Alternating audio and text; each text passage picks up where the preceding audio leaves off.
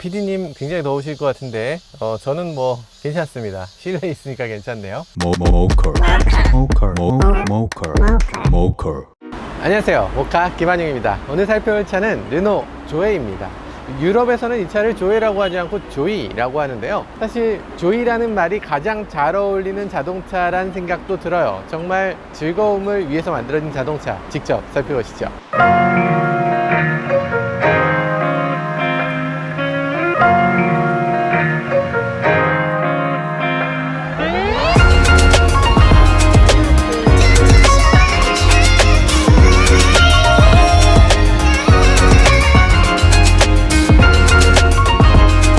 외관이나 전체적인 실루엣을 보면 토요타 아쿠아가 떠올라요. 프리우스 C라고 우리나라에서 팔렸던 차, 그 차하고 크기라든지 디자인이라든지 많은 부분이 비슷합니다.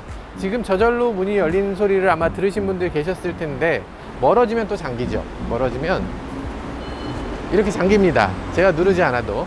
이 워커웨이 기능이 굉장히 편리한데, 이게 익숙해지고 나면 현대차 탈 때 조금 많이 헷갈린다, 이런 생각이 들기도 해요. 어쨌든 진짜 편리한 기능입니다. 이 차의 외관을 봤을 때 크기가 처음에는 무슨 모닝만한가 라고 생각했는데 그 정도로 작진 않고요, 생각보다 꽤 넓은 그런 실내를 보여줍니다. 전체적으로 굉장히 비싼 차라는 느낌이 들진 않지만 각각의 부품들을 보면 굉장히 고급으로 만들어졌다는 걸 알 수가 있어요. 여기에 지금 DRL처럼 불이 이게 프랑스인가? 이게 프랑스의 어떤 똘레랑스를 표현하는 건가? 이런 느낌이 들기도 해요. 약간 유화잖아. 전동으로 쫙 열렸으면 좋겠는데 그렇게 열리진 않습니다. 이렇게 열어야 돼요. 이 차의 가격이 3,990만 원대예요. 그러니까 서울 기준으로 했을 때 2,800만 원이면 사는 차죠. 우리나라에서 살 수 있는 가장 저렴한 전기차라는 거죠. 형편없는 전기차인데 그 가격에 주느냐? 그건 또 아니에요. 가끔 보면 좀 의외의 모습들이 많이 있습니다. 예를 들면 보스 서브우퍼가 따로 달려있는 게 보여요. 이런 식으로 어쿠스틱 웨이브 시스템이라고 되어 있네요. 이게 어떤 인클로저가 이 정도로 커야 베이스를 충분히 만들어내니까 이 정도의 인클로저가 필요한데, 국산차, 현대기아차 어떤 차들도 이 정도의 인클로저를 갖고 있는 서브우퍼를 장착해 주지 않죠. 어쨌든 이 차를 사는 사람이 젊은 사람이고, 젊은 사람들이 오디오에 대해서 굉장히 중요하게 여기니까 그런 부분에 대해서 신경을 많이 써준 것 같아요. 도 손잡이 어디 갔어요? 문을 못 열겠어, 어떻게? 라고 하시는 분들 계실 텐데 여기 지문 표시 있죠?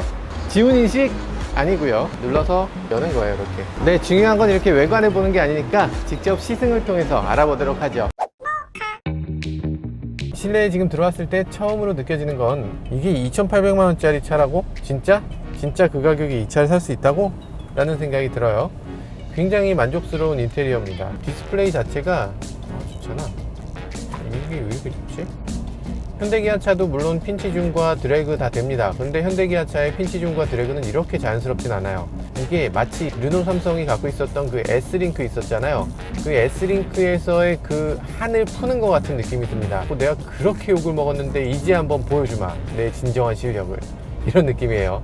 마치 필살기처럼 이 디스플레이를 장착했는데, 이 디스플레이 자체도 지금 XM3에 장착되어 있는 것보다 조금 더 이 표면이 좋습니다. 이게 인테리어의 상당 부분을 차지해요. 그렇기 때문에 이 가운데 있는 계기판도 디지털 디스플레이, 이쪽도 디지털 디스플레이, 이런 것들이 이 차에 굉장히 많은 이미지를 잡아가고 있어서 자세히 보면 이런 거 좀 칙칙해요. 그런 것에 이렇게 첨단적인 이미지를 넣고 있으니까 둘이 조화가 일어나서 꽤 인테리어 괜찮은데 괜찮은 차를 타고 있다, 이런 느낌을 자아내고 있어요. 오디오 한번 들어볼까? 오디오는 리모컨을 이용해서 이렇게 조작 가능합니다. 우리가 보통 어지간한 차들 오디오 리모컨이 여기 위에 있잖아요. 핸들 위에 리모컨이 있으면 핸들을 보면서 눌러야 돼. 어쩔 수 없잖아. 이거를 어떻게 안 보고서 누를 수 있어. 그런데 리모컨이 뒤에 있으면 안 보고 누르게 됩니다. 이 버튼이 그냥 손으로 딱 잡았을 때 이 뒤에 다이얼이 있구나 라는 걸 알게 돼요. 그리고 위아래 버튼 동시에 누르면 뮤트, 이런 식으로 작동이 되기 때문에 이거를 헷갈리는 사람은 거의 없어요. 여기까지 킹 작권이 있기 때문에 저희 아주 소심하게 이렇게 들려드려야 됩니다. 지금 오디오 성능이 굉장히 뛰어난데 베이스만큼은 확실하게 때려주고 있는 느낌을 주네요. 뭐 다른 거 바라지 않습니다. 젊은 소비자들이 오디오에서 그렇게 높은 품질을 바라는 게 아니에요. 무슨 렉시콘이니 뭐니 뭐 이런 걸 바라는 게 아니라 저희 젊은 사람이 바라는 건 그냥 베이스 좀 제대로 때려줬으면 좋겠는 거예요. 쿵쿵쿵. 아, 우리가 나이트클럽 있죠. 인테리어 얘기를 하자면 단점을 봐야 되겠습니다. 인테리어의 단점 뭔가요? 컵홀더가 하나다. 이 차는 진짜 무선 충전기를 빼고 컵홀더를 넣었으면 좋았을 텐데 컵홀더를 빼고 무선 충전기를 넣었습니다. 아무튼 이 무선 충전기는 조금 좋긴 합니다. 대충 놔도 충전이 잘 되고, 현대기아 차들은 차 문을 열면 충전이 안 되거든요. 근데 얘는 문을 열어놔도 충전이 되고, 이 왼쪽에 풋레스트가 있긴 한데 이 발을 놓을 수 있는 공간이 되게 좁아. 무슨 막대기 같이 이렇게 이런 정도에다 발을 얹게 돼 있어요. 거주성을 최대한 극대화시키기 위해서 레그룸 부분을 정말 휠하우스까지 뽑은 거죠. XM3 같은 경우는 이 열선 시트에 대해서 얘기가 있죠. 열선 통풍 시트를 선택하는 경우에 이걸 누르면 이게 열선을 할 것인지 통풍을 할 것인지 화면에서 그 다음에 터치를 해야 되는데 그게 불편하다, 이런 얘기들이 많이 있어요. 처음에 아마 조금 느껴지겠지만 그게 그렇게까지 오랫동안 불편하게 느껴지진 않을 것 같아요. 그런 불편도 없고요. 그냥 원터치로 됩니다. 열선 켜드릴까? 따뜻해? 내 맘 알겠지? 디스플레이가 이렇게 두 개로 나눠져서, 아니면 세 개로 나눠서 여러 가지 정보를 함께 사용할 수 있는 것도 장점이고요. 우적 감지 센서가 기본으로 오토로 장착되어 있네요. 기어 시프터 레버도 B라는 게 하나 더 있어요. XM3나 뭐 캡처나 이런 차에서 많이 봤던 그런 디자인인데 B로 한번 옮겨보면요, 우리가 원 페달 드라이빙이라고 흔히 얘기하는 거 있죠. 가속 페달을 밟을 동안 가속되고, 페달에서 발을 떼면 감속이 훅 하고 감속돼서 회생 제동이라고 하죠. 제동 자체를 실제 브레이크 패드를 이용해서 제동하는 게 아니라 자동차의 발전기, 모터 제너레이터라고 우리가 흔히 얘기하는데, 이 모터 제너레이터를 이용해서 발전량을 늘리는 거예요. 그렇게 되면 더 빠른 속도로 감속이 되게 되죠. 이 B 모드가 사실 브레이크 리제너레이션을 조금 더 적극적으로 한다는 의미여서요, 차가 완전히 정차되지 않고요, 크리핑이 지금 계속 되고 있어요. 원페달 드라이빙하고 비슷하긴 하지만 원페달 드라이빙처럼 완전히 서지는 못한다. 주행 감각은 굉장히 부드럽고 굉장히 잘 나갑니다. 이 세상에 뭐지? 왜 이렇게 잘 나가? 우리 PD님들 몸무게도 상당한데 잘 달리네요. 잘 달려요. 이 차에서 출력은 그렇게까지 대단한 건 아니에요. 136마력, 아반떼보다 작은 차인데 이 정도 출력을 낸다는 건 놀랍긴 하죠. 사실 대단한 건데, 그래도 이 차를 가속해보면 그런 느낌이 아니거든요. 굉장히 잘 나가는 것 같은 느낌이에요. 시속 100km까지 9초 이 정도 나온다고 하는데 그래도 엄청 잘 달리는 느낌이 들어요. 이게 다 전기차이기 때문에 가능한 거죠. 전기차는 이런 맛에 타는 건가? 겉보기랑 굉장히 다릅니다. 가장 다른 점은 이 노면 소음이 되게 적어요. 돌 튀는 소리라든지 타이어가 구르는 소리라든지 이런 느낌이 별로 없고 미끄러지듯이 갑니다. 굉장히 조용해요. 지금 테슬라도 당연히 가속 소리가 굉장히 크게 나는데 그런 가속 소리를 여기서는 느끼기 어렵네요. 응당 있어야 될 것 같은 소리가 빠지니까 밋밋한 느낌도 사실 있어요. 날씨 진짜 좋네. 시즌 코스 나이스합니다. 아주. 여기를 북악 스카이웨이라고 해서 옛날에 다들 여기서 열심히 달리셨잖아요. 요즘은 옛날처럼 그렇게 달리시는 분들 안 계시겠지만 추억을 되살리게 하는 그런 곳이긴 합니다. 사실 이 정도의 차라면 힘들어하는 차들이 꽤 있을 거잖아요. 지금 이거 산이에요, 산. 베뉴도 지금 힘들게 올라가잖아. 뭔가 좀 그렇게 내 차를 가혹하게 다루고 싶지 않다, 이런 느낌이 드는 거잖아요. 이 차는 이렇게 달려도 나는 힘이 남아, 이런 느낌이에요. 충분히 힘을 다 발휘 못하는 느낌. 저 차가 잘 나가네. 그리고 회생제동이 없는 D모드보다는 회생제동이 좀 있는 B모드가 조금 더 잘 어울리는 것 같습니다. 이 차에 가속감이 되게 좋아요. 되게 균일하고, 뭔가 전기차가 약간 지나치게 튀어나간다거나 그러니까 약간 회생제동을 좀 더하는 모드에서는 감속이 너무 크거나 뭐 이런 경우도 있는데, 얘는 그런 거 없이 굉장히 균일한 퍼포먼스를 쭉 보여줍니다.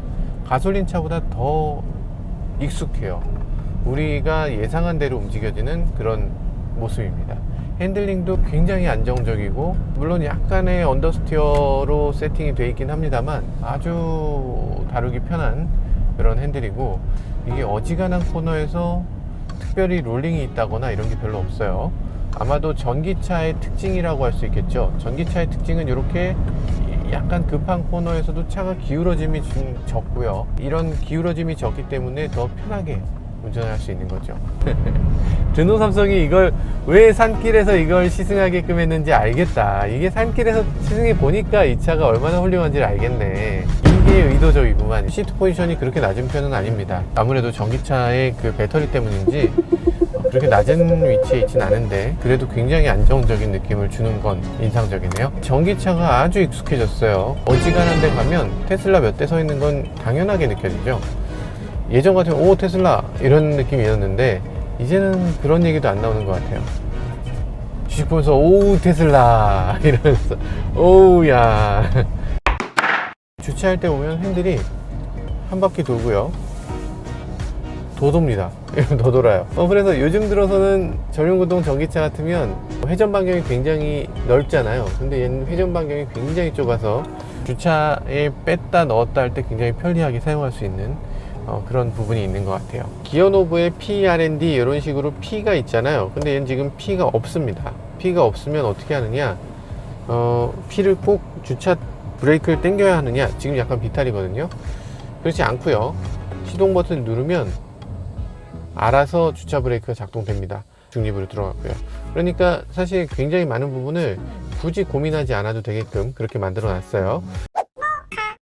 이 디자인도 정말 대단한데요. 디자인이 건담이나 이런 것들 보는 것 같기도 하고, 그리고 이쪽에는 크롬이 이렇게 딱딱딱딱 이런 식으로 박혀 있는 거 약간 메르세데스 벤츠 느낌도 있어요.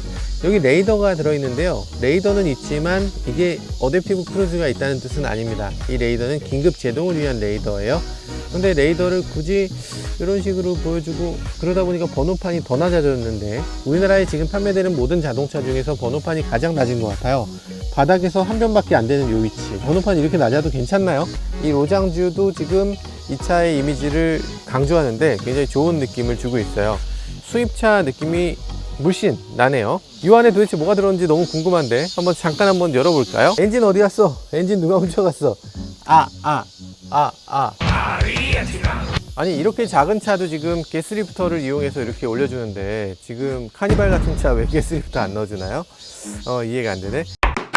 그런 브레이크 액이고요. 브레이크 오일이란 말은 틀린 겁니다. 브레이크 오일이 아니라 액이에요. 알코올계라고 보시면 됩니다. 마찬가지로 이 부분은 노란색 냉각수를 사용하고 있는데, 전기차 같으면 이런 식으로 이런 절연 냉각수를 사용하는 게 굉장히 중요한 일이라는 생각도 듭니다. 요즘 들어서 코나라든지 이런 차들의 화재가 많이 일어나고 있는데, 아마 그런 것들이 이런 절연 냉각수를 쓰지 않아서 그런 게 아닌가라는 얘기들도 있어요. 그리고 워셔액 같은 경우는 이 차 안쪽에서 굉장히 멀리 떨어져 있는 부분에 있기 때문에 이 워셔액은 쏟아지더라도 이 차의 내부에 어떤 영향을 끼치지 않도록 이렇게 바깥쪽으로 잘 빼놓은 것 같습니다. 이 안쪽에는 지금 AC/DC 컨버터와 등등등이 있고요. 저기 보면 전기 모터가 보이네요.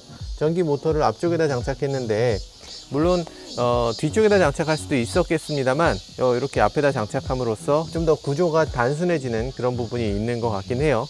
어지간하면 프렁크를 앞에다 넣어줬으면 좋았을 것 같은데 그건 좀 아쉽네요. 아니, 전기차는 배터리 없지 않아요? 하실 텐데, 전기차도 다 12V 배터리가 있습니다. 왜냐하면 전기차의 이런 램프라든지 이런 것들 다 12V로 구성이 되어 있거든요. 이 차의 배터리는 차체 하단에 들어있기 때문에 여기서 보이진 않습니다. 뒷좌석에 지금 앉아보는데요, 많이 시끄러우시죠? 그리고 많이 더우시고요. PD님 굉장히 더우실 것 같은데 저는 괜찮습니다. 실내에 있으니까 괜찮네요. 이 뭔 머리 공간이 딱히 좁다는 아닌데 이렇게 앉아야 헤드레스트에 딱 대져요. 그렇게 인체공학적이지 않은 뒷좌석이네요. 어쨌든 이 뒷자리는 그냥 어린이용, 약간 거들 뿐, 이런 느낌의 뒷좌석으로 보는 게 좋을 것 같습니다. 예전에 그런 거 있어요. 이니셜 D의 기본적인 주제가 뭐예요? 다운힐이잖아요. 산 위에서 낡은 차를 갖고 다운힐을 해서 이긴다. 진짜 후진차인데 어쨌든 나는 다운힐 할 때만큼은 다른 차보다 조금 성능이 딸려도 괜찮다, 이런 거잖아요. 얘는 그런 느낌이 아니에요. 얘는 어필이든 다운힐이든 충분히 자신 있다, 이런 느낌입니다. 이게 B모드가 다운힐에 좋군요. B모드를 하게 되면 가속 페달을 쭉 밟았다가 브레이크로 옮길 필요가 없어요. 브레이크 옮길 필요가 없고 발을 떼기만 하면 감속이 되니까 그 상태로 가면서 다시 가속 페달을 꾹 밟는 거죠. 네, 아주 좋네요. 가속 감속을 계속 반복해야 되는 경우 있잖아요. 꼬불꼬불한 길을 가야 될 때, 이때 B모드가 굉장히 유용하고, 전기차의 축복이랄까, 전기차에서 행복해요랄까, 뭐 그런 느낌을 받게 되네요. 미끄러지지가 않네요. 차의 타이어 소리를 한 번을 듣지 못하겠어요. 이게 어떻게 이렇게까지 그립이 좋을 수가 있죠? 굉장히 특이한데요. 가솔린 차는 기본적으로 앞쪽이 굉장히 무겁기 때문에 언더스티어를 아주 쉽게 일으킬 수가 있거든요. 근데 얘는 지금 언더스티어를 고의로 일으키려고 해도 그렇게 잘 나오지가 않습니다. 언더스티어를 경험하기 어려워요. 생각보다 이 차가 전비가 좋아요. 지금 전기를 발전하면서 내려가고 있습니다. 올라갈 때는 내가 전기를 썼지만 내려갈 땐 내가 발전을 하겠다 라는 거죠.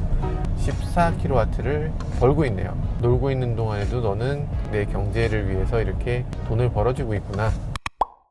자, 어쨌든 쓸데없는 얘기가 길었고요. 이 조에 같은 경우는 사실 유틸리티입니다. 그러니까 다른 자동차들 같으면 지금 전기차들 약간 과시성 전기차들이 많이 팔리고 있어요. 포르쉐 타이칸 같은 경우도 과시성이죠. 제가 타고 있는 테슬라 모델 3 퍼포먼스도 굉장히 과시성 자동차입니다. 굉장히 비싸죠. 7천만 원이 넘는 자동차고요. 이번에 나온 아우디 이트론 같은 경우도 그렇게 좋은 선택이 아닙니다. 왜냐하면 전비가 굉장히 떨어져요. 배터리가 굉장히 크기 때문에 그걸 또 막았죠. 이 얘기는 무슨 얘기냐면 조금만 달리면 굉장히 많이 충전해야 된다는 얘기입니다. 그러니까 서울에서 부산 갈 때 이런 차를 타게 되면 중간에 충전하는 곳에서 한 50kW 충전은 그렇게 오래 걸리지 않을 거잖아요. 금방 충전하고 가면 되는데, 근데 이트론 같은 경우는 충전하는 배터리 용량이 이 차의 2배는 크기 때문에 충전 시간도 2배는 걸린다는 거죠.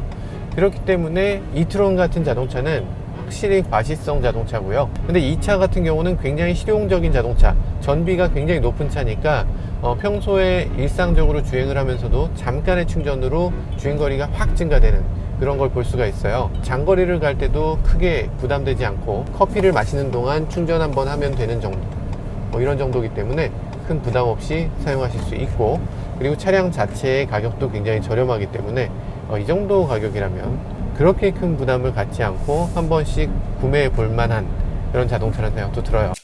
네, 지금까지 르노 조에를 시승해 봤는데요. 정말 재미있는 자동차였습니다.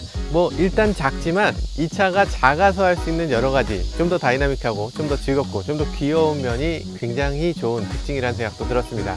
물론 기존에 있었던 자동차, 예를 들어서 테슬라 모델 3라든지 이런 차에 비해서 부족한 점도 많이 있었어요. 하지만 가격대에서 이 차는 겨우 2,800만 원이면 선택할 수 있는 자동차라는 점, 그리고 바로 살 수 있는 자동차라는 점에서도 많은 소비자들이 즐겁게 구입할 수 있는 자동차라는 생각도 들었습니다. 지금까지 저는 모카 김한용이었습니다. 감사합니다.